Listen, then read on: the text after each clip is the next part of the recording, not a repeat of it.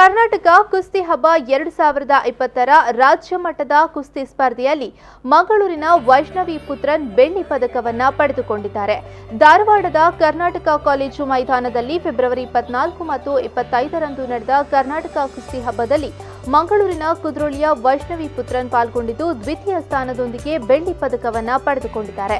ವೈಷ್ಣವಿ ಪುತ್ರನ್ ಅವರು lady hill ಆಂಗ್ಲ ಮಾಧ್ಯಮ ಶಾಲೆಯ ವಿದ್ಯಾರ್ಥಿನಿಯಾಗಿದ್ದು ಕುದ್ರೋಳಿಯ ಯುವರಾಜ್ ಪುತ್ರನ್ ಹಾಗೂ ಕವಿತಾ ಪುತ್ರನ್ ಅವರ ಪುತ್ರಿಯಾಗಿದ್ದಾರೆ.